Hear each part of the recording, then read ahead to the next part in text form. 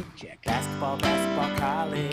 Basketball, basketball, college. Oh, is that time already? Whoa. Welcome into another episode of the Heat Check Hangout, your number one source for all things basketball, basketball, college.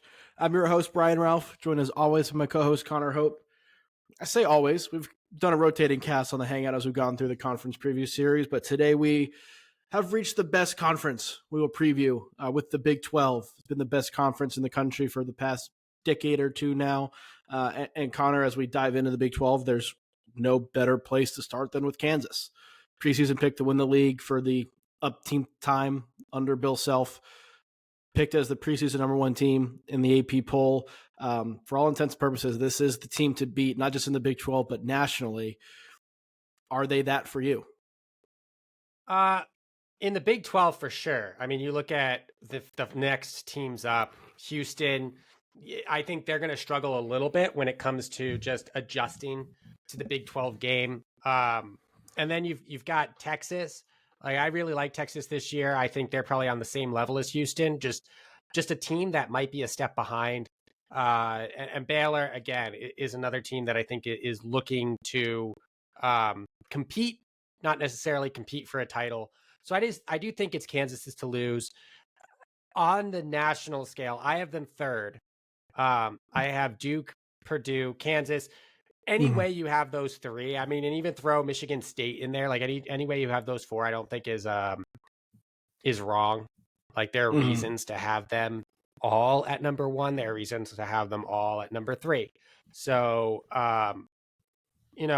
people are going to point to Arterio Morris and say, look, they're losing, or they're missing out on a wing that was supposed to push them over the top, and you should drop them expectations a little bit because of that.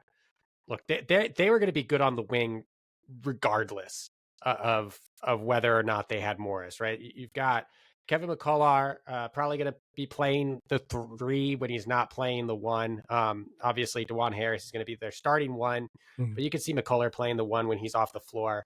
But he'll probably start out as like a long wing.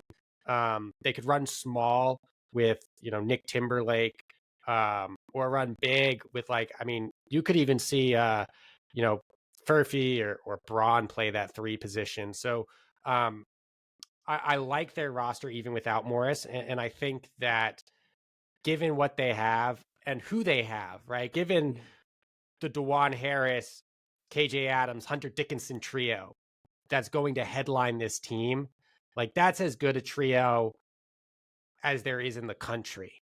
And maybe the best trio there is in the country, right? Because you're looking at Michigan State, theirs is more of a duo than a trio when you look at like their headliners. Purdue, obviously, it's Zach Edey and what can you get out of the two guards.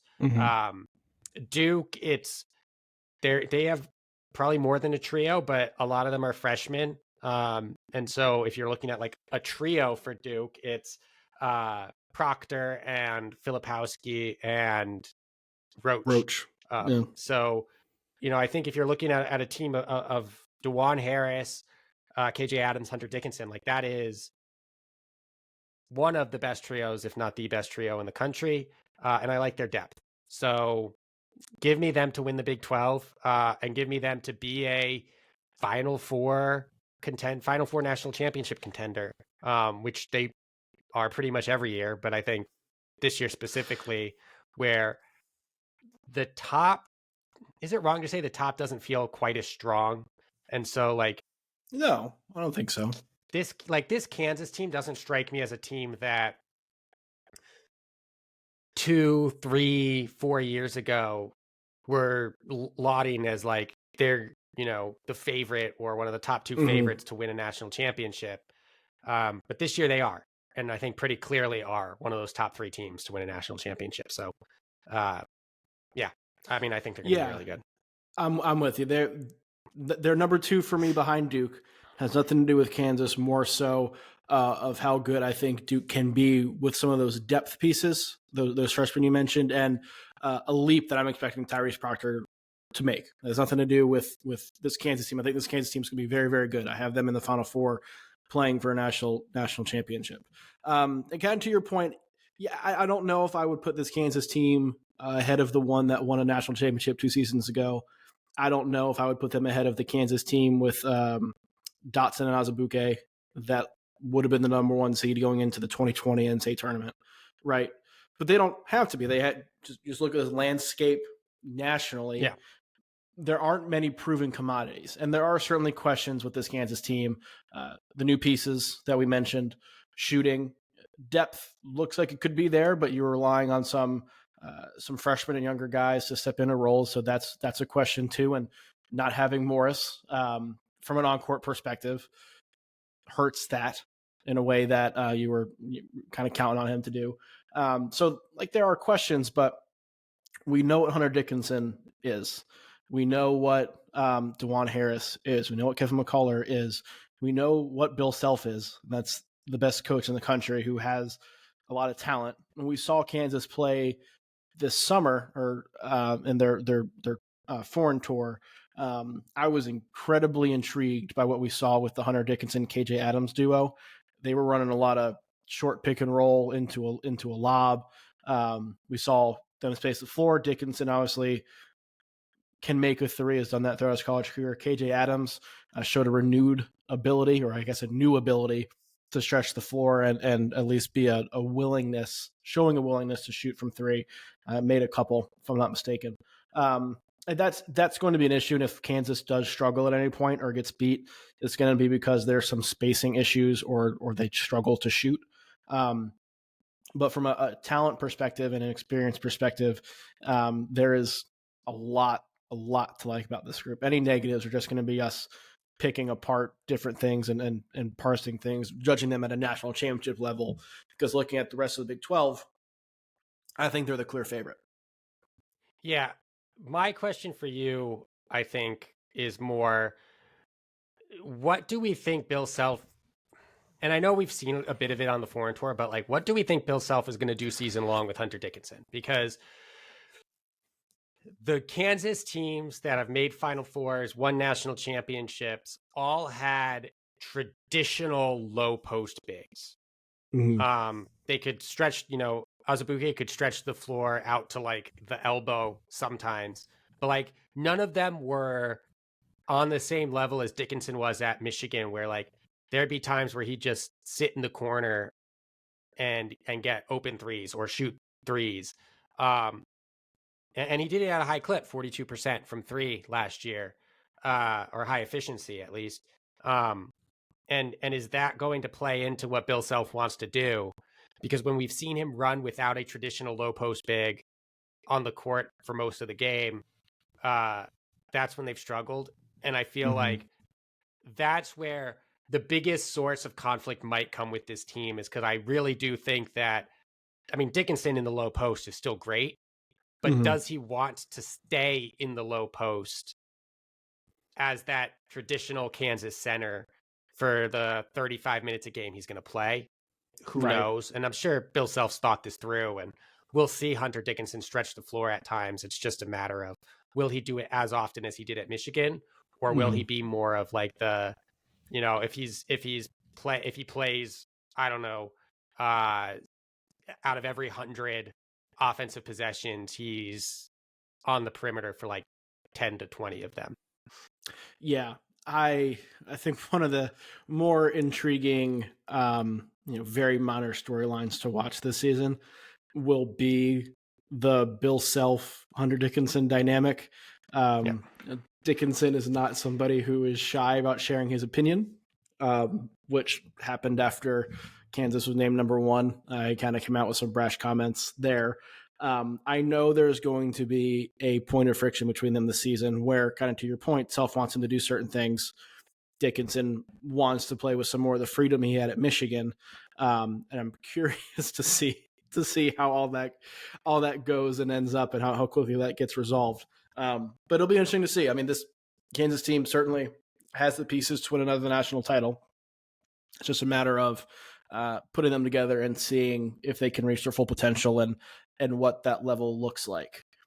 The biggest challenger for them in the Big 12 is probably Houston, and Houston highlights the four newcomers to the conference for this season, obviously with UCF, BYU, and Cincinnati. UCF and BYU and Cincinnati probably won't add much to the league at least this season. Cincinnati and BYU, I think, look good moving forward. I know UCF has done some improved recruiting since making the announcement and the move as well. But those three are going to be in the bottom half of the league. Houston, you kind of touched on it before. I think the consensus is they're the biggest challenger to Kansas, maybe third behind Texas, and we'll get into Texas here in a second. But Houston is making that jump, and Houston has proven both in non-conference play and in the NCAA tournament that they can play with Big 12 caliber teams. To me, the question becomes, can you do it twice a week for 3 months? Yeah. I mean,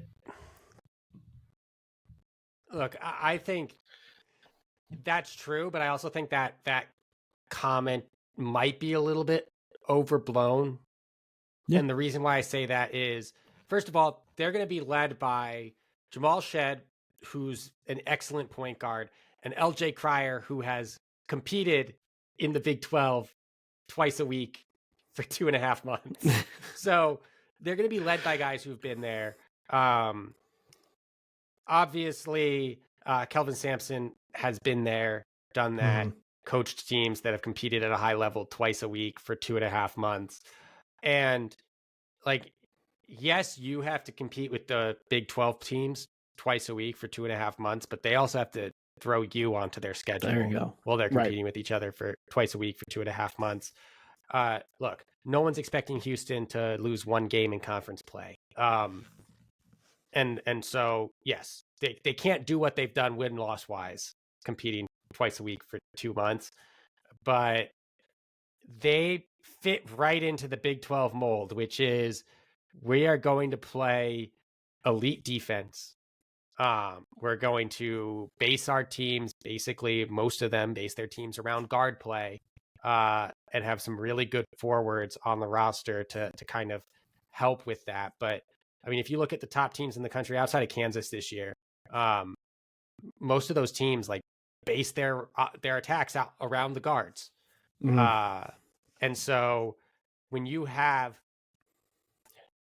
a system that has become one of the best perimeter defensive systems in the country, and you're going up against guys like Max A. Smith, you're trying to stop guys like DeJuan Harris from making plays.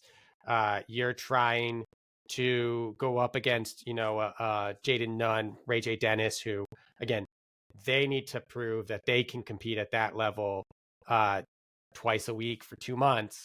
Like, I think Houston is going to be just fine. They're going to fit right into that. They're going to be a better version. They're going to be a better version of Iowa State. I think a lot of Big 12 fans are going to not like watching the way they play basketball. They have a little bit better offense, but yes, same. Like their games. I know what you mean. Sorry, yeah, their games are going to be incredibly low scoring. Yes, like they're going to beat you 60. They're going to beat you 67 to 63, and but it's not going to feel like it was close. Like they're going to win ugly. That's what they do. They muck it up, and I think they bring something a little bit different defensively because the Big 12 became the conference of the no middle defense. And Houston definitely brings something a little bit different. But look, I like this team. I like this roster. I like the depth on this team. And so they're not going to be we only lose 2 games, but they're going to be we're 1 game behind, 2 games behind Kansas in this conference, which is going to be good for second or third on the season. Yeah, I don't know if Houston's ceiling is as high as it has been the last couple of years, but their floor is also incredibly high, right? And I think you know what you're going to get out of them on a night-to-night basis. It's been the case since Kelvin Sampson really got this program up and humming. So I fully expect them to be in the mix. Texas should be there as well. Bring back a number of players from last year's team. Rodney Terry, obviously now the full-time man in charge. Bring in Max Asmus from Oral Roberts to kind of be your guy. What would it take for Texas to knock off Kansas? How real is that possibility for Texas to unseat the Jayhawks and win the league? Realistic? Probably not realistic. I think what you're looking at is you're looking at a Texas team that forces the game to be won on the perimeter. Mm-hmm. If it becomes a game where you've got KJ Adams and Hunter Dickinson going head to head with like a Dylan Disu, Caden Shedrick, or Dylan Mitchell if he's playing a small ball 4, Caden Shedrick, Kansas is going to win that game. Mm-hmm. But if you're preventing the ball enough from getting to the post, or having KJ Adams, cut to the rim and score that way, and you're forcing, the guards for Kansas, you're forcing Harris to score 12 to 15 points. Mm-hmm. And you say, okay, it's going to be a game where Max Asmus and Tyrese Hunter are going to go, 2-on-2 with DeJuan Harris and Kevin McCullar, and whoever wins that matchup wins the game. Like, I feel a lot better as a Texas fan than I would if we're like, we're going to force Hunter Dickinson to beat us. Yeah. No, I absolutely. I look at this projected starting 5 for Texas, and I think it, from a talent perspective, might be better than Kansas's, right? You have Asmus, Tyrese Hunter, Dylan Mitchell's back, Dylan Disu's back. You bring in Shedrick. If Shedrick can consistently show what he did in flashes at Virginia, that's a starting 5 that can do it. The questions become depth. The questions become shooting. The questions become consistency. And can Max Asmus score at somewhere near the same efficiency in the Big 12 as he did playing for Oral Roberts? Can Hunter take that next step up? Can Shedrick turn those flashes into consistent production? Can Dylan Mitchell produce the way we think he can now that he's in a bigger role? Like, there are questions here, but I think best case scenario, this is a team that, when clicking on all cylinders, if everything works out the way it could, there's the potential for them to win the league, certainly. But there's a lot of things that have to break a certain way. If you're Texas, who do you want being your primary point guard? Because that's the thing I'm still wrestling with. Do you want the ball in Asmus's hands at all times, or do you want him to get a touch on every possession? But Tyrese Hunter is the guy who's making the plays, and you can run Asmus or Cunningham or Weaver around him on the perimeter, setting up for shots. Because my worry, if Asmus is the primary point guard, is you run your best defender at him at all times. He can't kind of get lost, and he's a 6-footer in the Big 12. My hope is that we see a mix, and that we see Terry and the coaching staff use a mix. Maybe those key possessions, Asmus is the one who has the ball, and I'm not comparing Asmus to Steph Curry at all, but I almost think they need to use the same kind of system where Curry is Golden State's point guard, and there are times where he's the one making the decision to the ball in his hands, and then a lot of times we see him running off screens and doing all his crazy off-ball movement stuff. Asmus is not that, and not the same caliber of player, obviously, but I want to see them use that the same kind of way, because Asmus is an offensive weapon that Texas needs to be at least one of their top 2 leading scorers. I think for them to I think he needs to be the leading scorer. I think so too, depending on what you get from Dylan Mitchell. But I think you need him to be like a consistent 15 to 20 point a game guy. Maybe 20 not too much, but right around 15 to 17 point a game, I think, at the very least. And so to me, you need to do whatever you can to get him the ball in positions and mix some things up. Because to your point, I agree. Making him be the primary ball handler all the time limits some of the other stuff he does well. And taking Hunter off the ball all the time limits some of the stuff he does well too. I think you can find a mix and a balance, and that's on Terry to figure out what that balance is. And if you make Asmus the primary ball handler, and and I ran down the list earlier, but you run down the list, I mean, Harris is going to be on him. Shed's going to be on him. But if you make Hunter the primary ball handler, like, I think Harris, who the Almanac has projected as Defensive Player of the Year, Shed, who is probably the best defensive option as a guard on Houston's roster, etc., are much more effective on ball than they would be keying on A. Smith. And so, like you said, having him run off screens, having him run baseline to baseline and kind of get around and take corner threes, I think is a lot better. And so you want obviously crunch time ball at the end of the game. Like you want him with the ball in his hands because you don't want to run into a situation where Hunter has to make a decision to make a pass. You just want A. Smith to go out and get a shot. But for like during the flow of the game, like I almost want Hunter to lead this team in assists over A. Smith. At the end of the season, I think that would be a lot better for the offense. I think that's probably what needs to happen for them to reach their potential.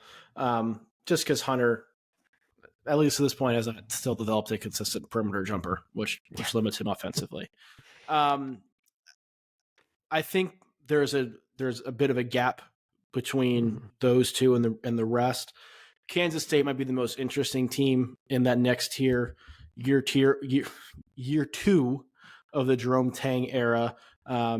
Lose Marquise Noel. You're bringing in Tyler Perry from North Texas to kind of take over and fill that role.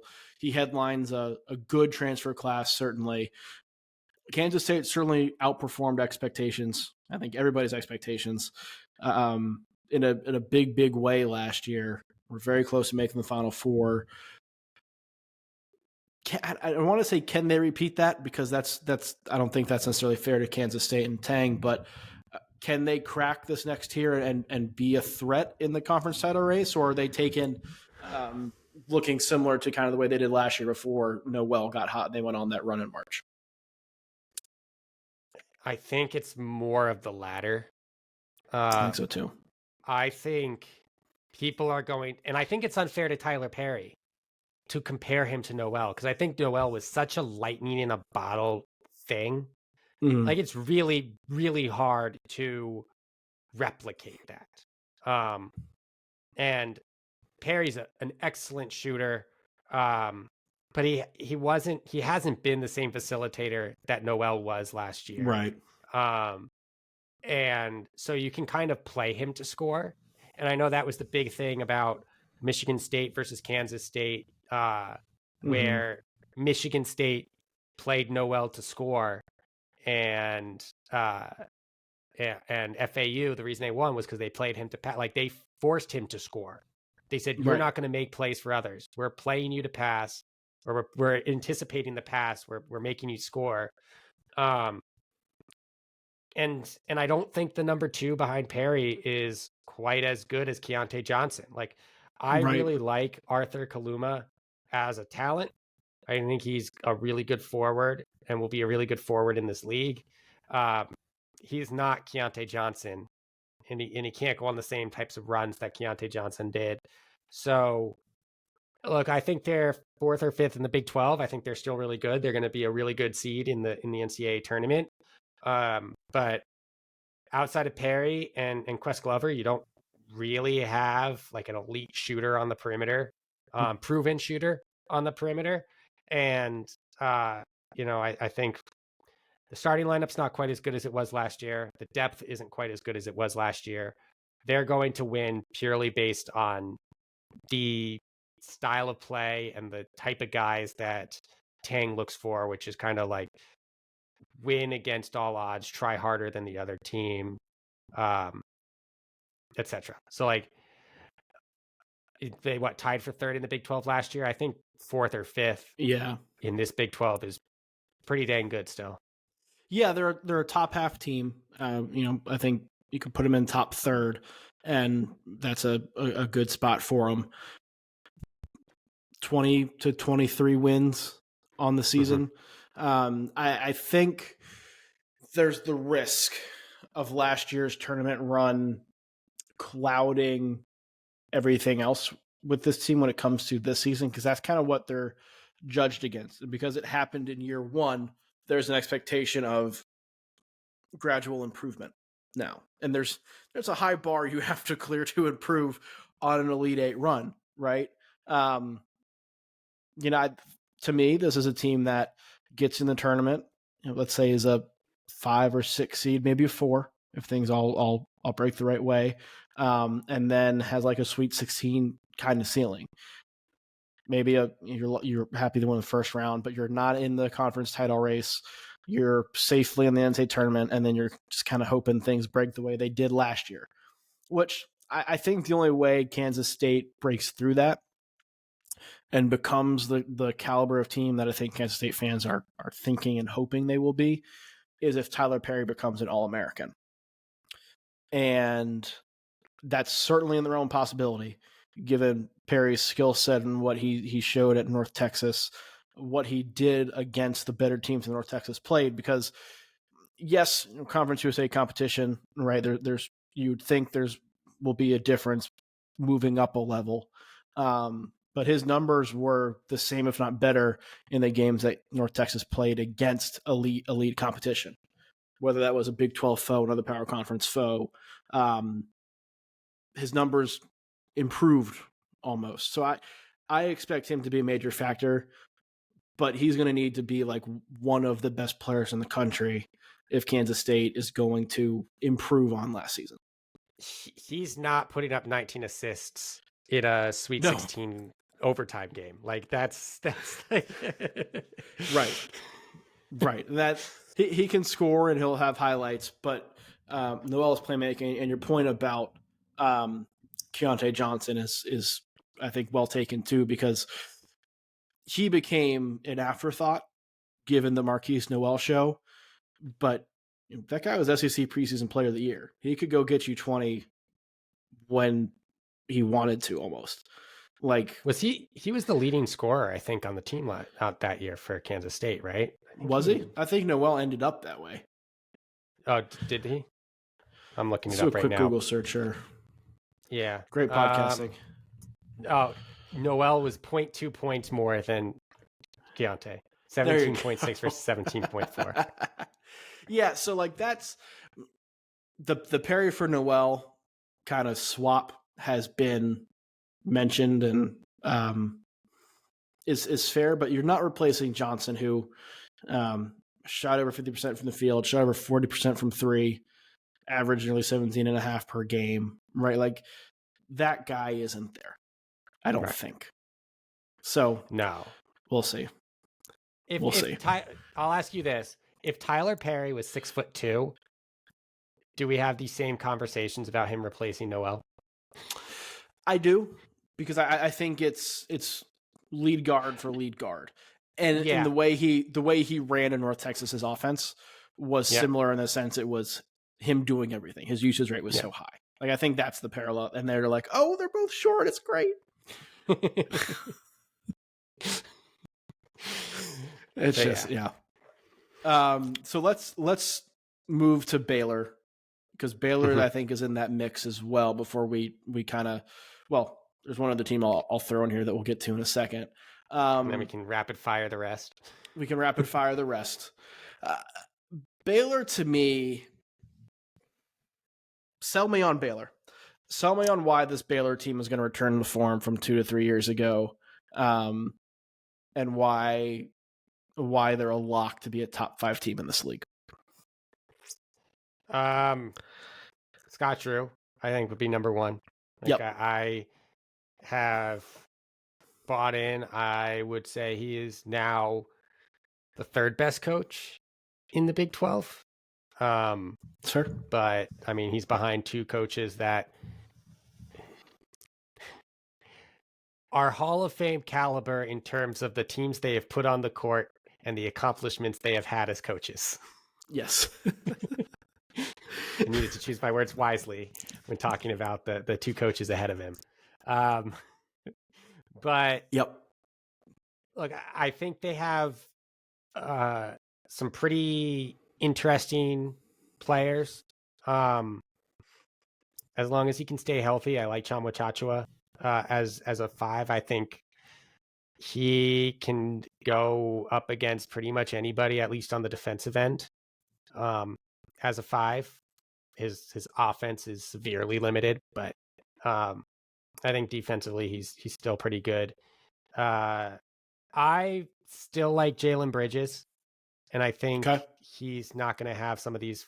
Well, Caleb Lohner's still there, but I don't think Caleb Lohner will play any sort of role that will You like hope not, eat anyway. into Jalen Bridges.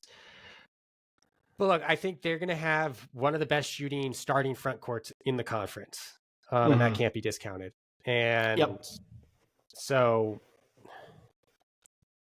I think it's mostly Scott Drew and trusting him. And like we talked about how strong this conference is, 6 through 9 to me are really strong as like middle of the conference teams. But you put Baylor up against any of them, and I'm still probably taking Baylor. So see, that's I know that's not selling you know. very hard. I'm trying to come up with ways to sell you because I have them 5th too. But like, yeah, I think they're 5th, but I think they're closer to that group 6 through 9 than they are the top 4. Right. Like I have them in this tier with Kansas State because of Scott Drew. But like I have questions about just about everybody on this roster and the construction as a whole. I'll just go with the projected starters from the Almanac, which if you have not bought the Almanac, buy the Almanac. It is the ultimate preseason Bible for college hoops fans. It's absolutely phenomenal. And I am biased, but it's also true. Ray J. Dennis as a starting point guard. I understand what he did this last season at Toledo. Not a one-hit wonder, but also kind of a one-hit wonder in that sense for him. They're hoping that is who he is, but there's a difference between Mountain West play and MAC play, and he struggled in the Mountain West. It was earlier in his career, obviously, but this is a major step up, and he's somebody who we have seen struggle at a competition level higher than what he played at before. I think Nunn's going to come in and fill a fine role, but he's a role player. Jalen Bridges, he's not Anton Watson from a playing perspective, but I see him in that same kind of, you've been a very good role player. Is there more than that for you kind of season situation with the role they're going to ask him to play? And I don't know if there is or not. We'll see. I think talent is there. It's just a matter. We'll see. I still can't say his last name. Everyday John.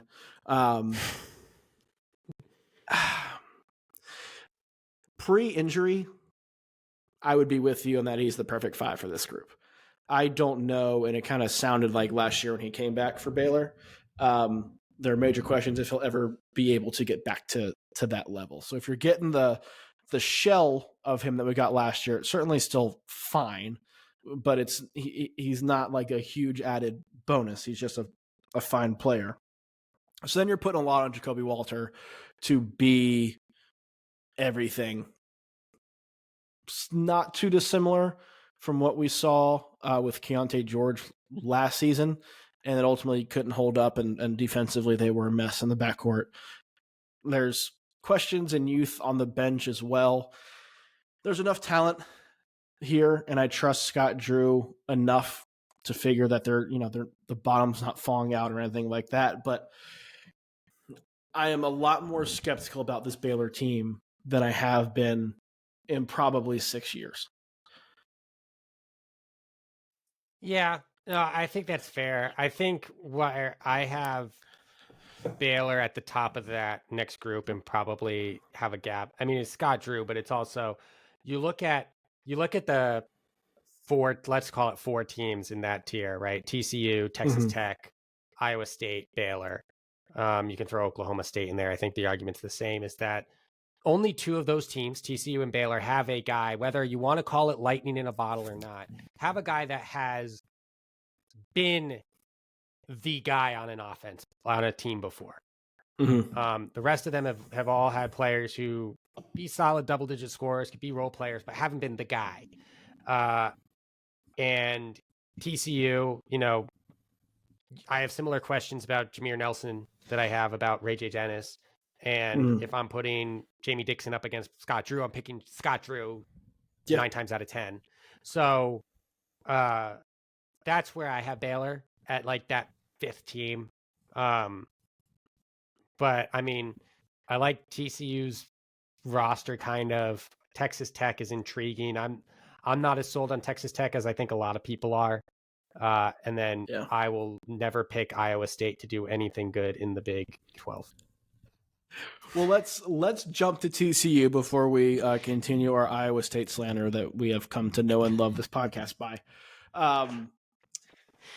Because I love this TCU team. And I say love in a sense, I think they're being greatly undervalued this season. I am considering TCU probably the biggest landmine in college basketball when it comes to loving a team, because I'm with you. Like, I view them as, to me, like they're the anti-Oregon for me, in that Okay. Oregon to me is completely, like, I hate their roster. I hate everything about Oregon's team. Completely uninspiring. I don't think they're going to be very good. That means they're probably going to finish third or fourth in the Pac-12 and be like a 9 seed. I love TCU's roster. They have guys who have, like, they bring in a bunch of new players, but of the players they bring in, you've got questions about Jameer Nelson. Can he do the same thing at the Big 12 level as he did at Delaware? But Avery Anderson is Oklahoma State, so there shouldn't be that issue with, him stepping up. I know Ernest Uday has to improve, like has to build his role and take on a bigger role, but he was learning and developing under the best coach in the country until he transferred to TCU, again in the Big 12. And then you've got 2 other up transfers, but they're going to be role players off the bench. So I like this team. My question about TCU is the same question I've always had about TCU, which is, like, they've got 2 guys on this team that have shot over 33% from 3 last year. Yeah. The shooting will be a concern again and limits them. I say I love TCU from the standpoint of, I don't think there's going to be a drop off from what there was last year. Like, to me, this roster is built to maintain that level, which is good enough to get to a second weekend if things break the right way and you get the right matchups in your region, right? I have questions about both Jameer Nelson and Avery Anderson. Nelson making the step up, and Anderson was not productive in 3 years at Oklahoma State. But they both fit this system so well. I think that's why I'm in on them and this team as a whole, is because the pieces fit and they make sense in the way that TCU played last season, playing at a much faster tempo, still being aggressive defensively, particularly on the perimeter, and pressuring, getting out in transition whenever possible, and limiting those 3-point attempts and trying to get easy baskets. Nelson and Anderson are dynamite athletes who can create their own shot.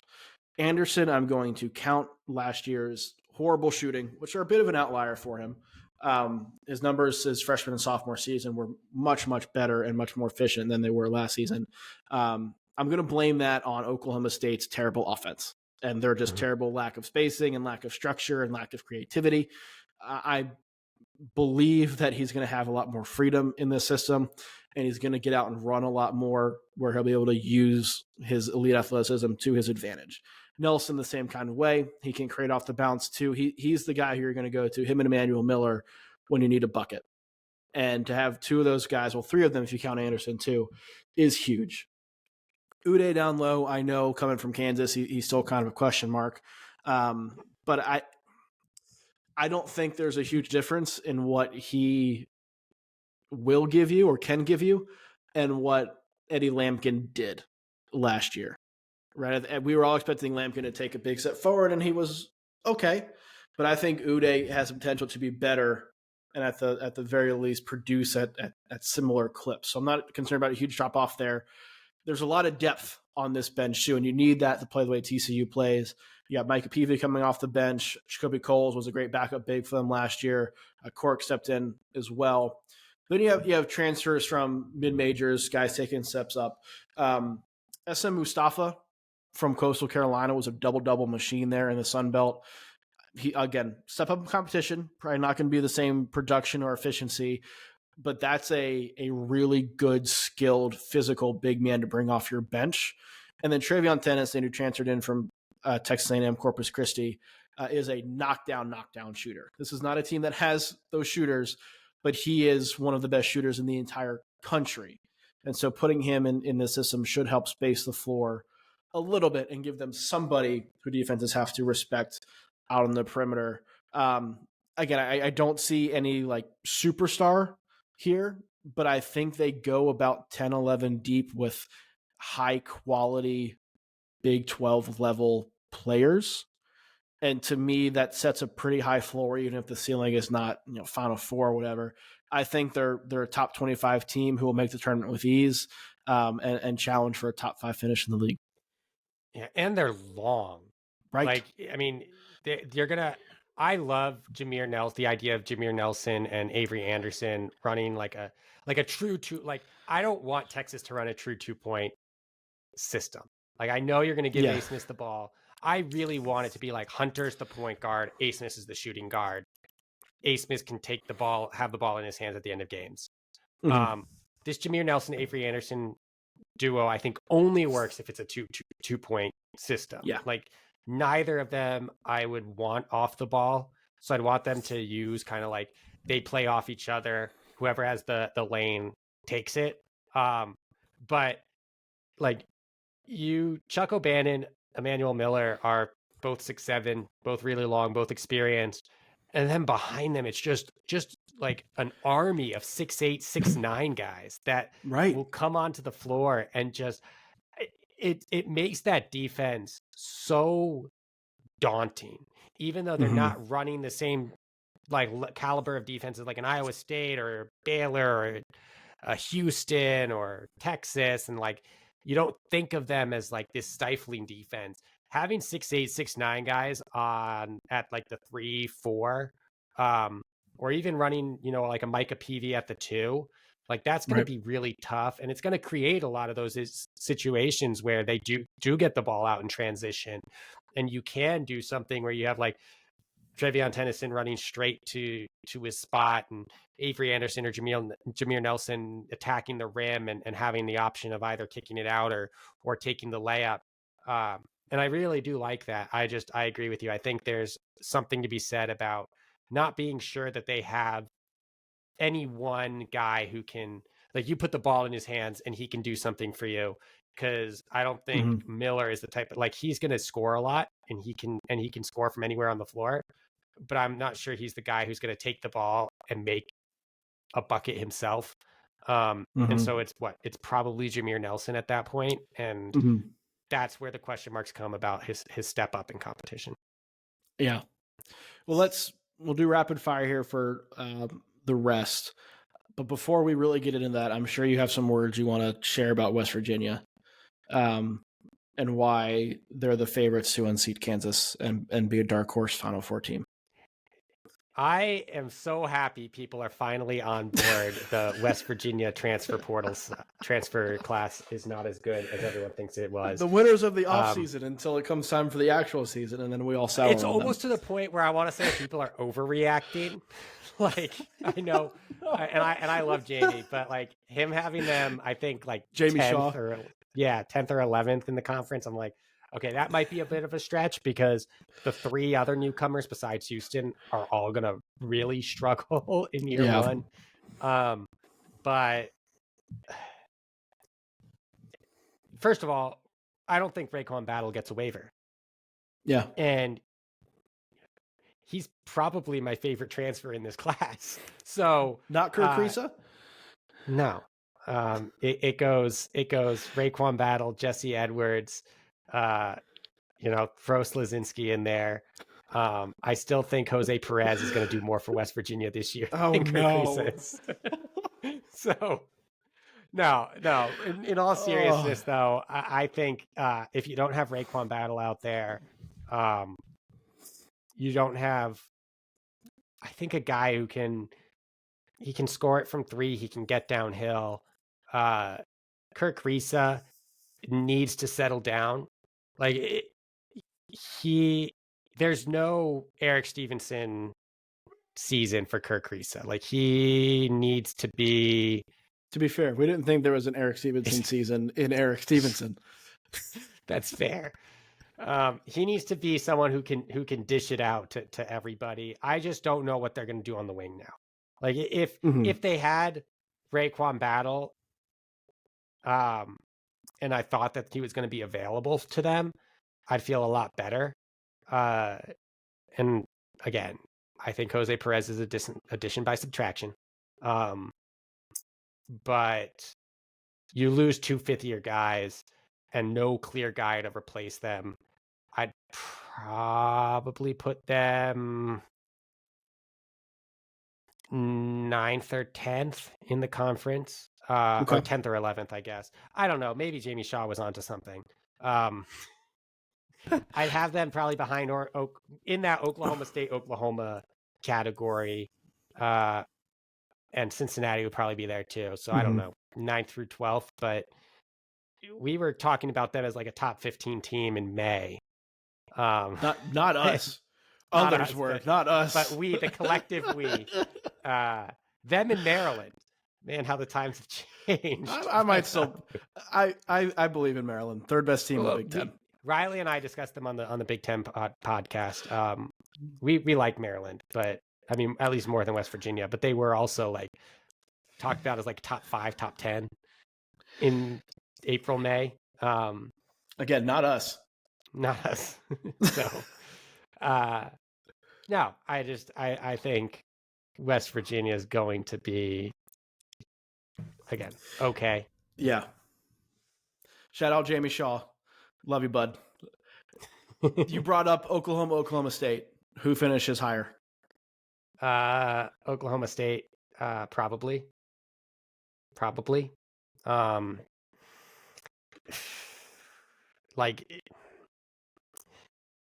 Okay. How many points do you think John Hughley scores this year per game? Not enough. Yeah, so Oklahoma State. There we go. Yeah. I like the Oklahoma State has bigger question marks. Obviously, they have some freshmen coming in. They're replacing a lot. They don't have a single high major. No, they do. Miranda's coming in. They have one high major transfer coming in. And I was going to say I like Oklahoma's coach better, and that's probably true. Yeah. But I would take Porter Moser over Boynton for sure. But I'm with you. I think Oklahoma State's roster is better. Like, yes. Oklahoma, to me, since Porter Moser took over, has been like treading water almost, and like fighting to tread water. Like, there hasn't been signs of growth or future potential. It was like he took over, and when he took over, the roster was not good, and the program was in need of a rebuild, and he went to the portal to fix it quickly, and they got to be respectable. But those transfers have left, so rather than going on rebuild, you go to the portal again, and they're just in this cycle of like, it feels like they're in the cycle of trying to be okay, and they're just in an endless NCAA tournament bubble season after bubble season after bubble season without any firm building to go into the next season with a significant amount of hope or development that's going to be taking place. Like, you're kind of a new team every year hoping that you get back to the same point, but there isn't anybody you're bringing in or a group you're bringing in that are real difference makers. Yeah. And like, it's a lot of, like, I talked about Hughley, but like Suarez hasn't been what, like, I think Oregon fans wanted him to be. I'm really interested. I think, and we talk about up transfers, I think McCollum has the best shot of being what he was.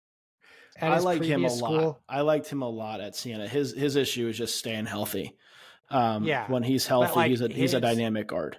Yeah, he's dynamic. He didn't do too much, I think, at Siena, even when he was healthy. And so if he comes in and he can be that guy who can find his own shot, make plays for others, but doesn't feel like the need to go out and try and score 20 a game. Like, I like what he can do. I just don't like the pieces around him. Yeah. And so you can pass the ball all you want. If you're passing to to nobody. I mean, Uzan is probably the best option outside of McCollum, but yeah. Yeah, it's relatively barren there. The teams we haven't talked about, I think, really touched on are Texas Tech and Iowa State. Both programs expecting to, I think, be pretty solid and are eyeing top half finishes in this 14-team league. I don't think both get there. Again, if you're picking one of those teams, who are you picking? Geez. I think the answer is Texas Tech. I don't like that answer. Yeah.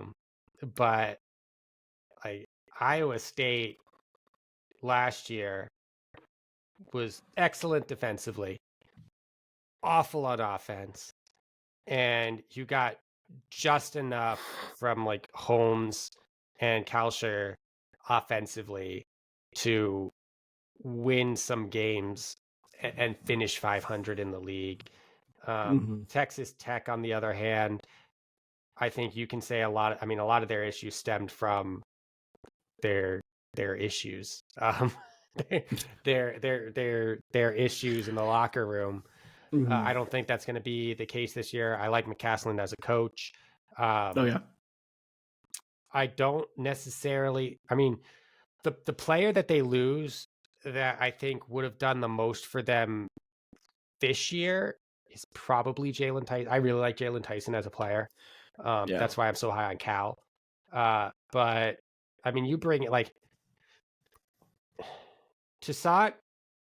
I don't know. I watch him and I know he's okay, but I never watch him and go, yeah, that's a guy I want leading my team. Right.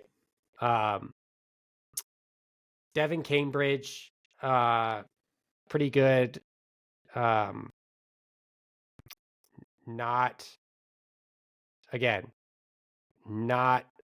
the right one that I wanted.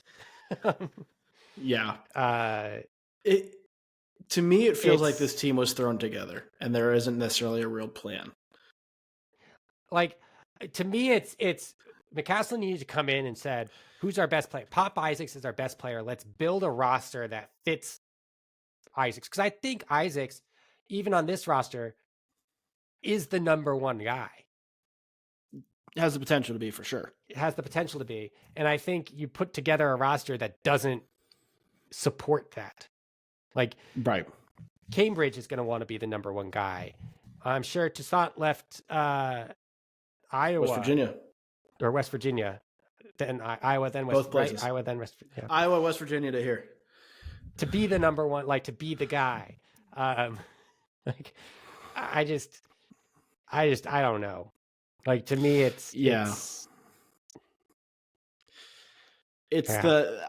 I like the pieces Texas Tech has. I have questions on how they're put together. I understand Iowa State, how they put their roster together, but I don't like the pieces on the offensive end. So if Mark Adams was still coaching Texas Tech, I think it's a clear Iowa State, but I think McCaslin is an upgrade in that department. So I would probably lean Texas Tech too. I think they're both probably tournament teams, but I don't love the upside of either. Honestly, for me with Texas Tech, my favorite transfer in, and he's probably the last transfer, like in terms of the pecking order, the last transfer on the roster. I think you throw Chance McMillian in there as a bench guy, or even like the second guard with Pop Isaacs, and the ceiling might not be as high, but I think the chance for chemistry issues and stuff goes way down, because I think he's definitely coming in with like I'm going to go out there, I'm going to shoot threes, I'm going to play some defense, and that's going to be my role on this team. I'm going to support, like I'm going to dish the ball when needed. But I'm not like, he's not obviously not, he's going to come off the bench. He's not obviously not coming in with the I'm going to be the guy on this offense. And to say. I don't know what's going on in their locker room. They might be running just fine and everything's going to be great. It's just there's not a lot of shooting, and like you said, it just seems thrown together. Yeah. Well, let's wrap things up with a bold prediction for the Big 12. I have one locked and loaded, ready to go, but I will let you go start. First. No, you go first. This is kind of hand in hand. I think TCU finishes top 4 and Baylor finishes outside the top 5 in the conference standings. There's not going to be much, I think, gap between 3 and 7, really. But I think Baylor is being a bit overvalued, and I think is a candidate to backslide. And I think TCU is undervalued, and the way they play could put them top 4, maybe even top 3, depending on how the Rodney Terry experience goes for Texas. But that's what I'm going with. Not the most bold, but something I see.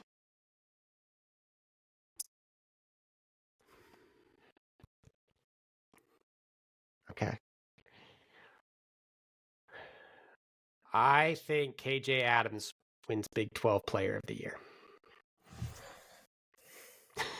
Yes. Yes. As the leader of the KJ Adams hype train last year, yes. I love it. I love him. I love his game. I do too, and I also I think he is going to fit into his role better than Hunter Dickinson on most nights. And he's the third guy with the ball in his hands for Kansas, which he's the third guy. That's fine, but he's going to get a lot of just out of nowhere points. And again, super efficient. Mm-hmm. He is the guy who you look at all these players. He's the guy set up to take that sophomore leap that we always junior talk leap. About. I guess technically leap. A third year sophomore. Yeah, with the COVID deal, but yeah. But anyways, I think he and Hunter Dickinson are probably both going to finish around 16 to 18 points per game. Both Hunter Dickinson's going to lead in rebounds and blocks. KJ Adams, I think, is up there in blocks and steals.